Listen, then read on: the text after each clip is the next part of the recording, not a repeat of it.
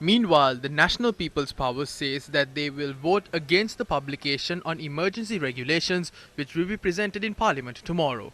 විධායක ජනාධිපතිවරයාගේ විධායක බලය The executive powers the president is vested with, legislative powers vested with the parliament, and powers of the judiciary have all been taken under the president. They have created a sentiment within society claiming these regulations were imposed to safeguard consumers. Is that the reality? After a state of emergency was declared, multiple services were made essential services by the President through a Gazette notification issued on the 30th of August. They created a sentiment among the people to depict that these services were named essential services through the declaration of a state of emergency. That is a lie. The Gazette on essential services has not been issued under the state of emergency. It has been issued under Article 2 of the Essential Public Services Act of 1979. The maximum retail price on rice has not been decided through the emergency regulations either. If so, why did the President impose emergency regulations under the guise of controlling the price of essential food items? That should be revealed to the nation. A leader who is extremely incapable is attempting to consolidate power time and time again.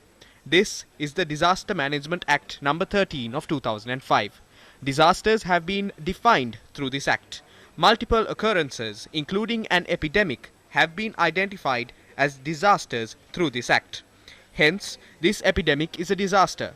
What should the President have done according to Article 11 of this act? The President should declare a state of disaster. But this President does not view the situation as a disaster.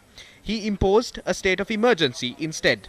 If it was gazetted by the President as a state of disaster, the National Council for Disaster Management should be formed and it should handle the affairs related to the disaster.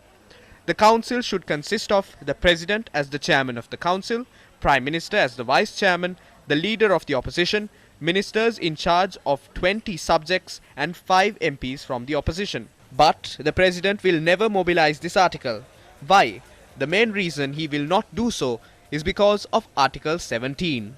It says the Council shall have its own fund instead of drawing funds from the consolidated fund. There will be no room for corruption because the disaster will be managed by the Council. It also says all such sums of money as may be received by the Council by way of loans, donations, gifts or grants from any lawful source whatsoever, whether in or outside Sri Lanka.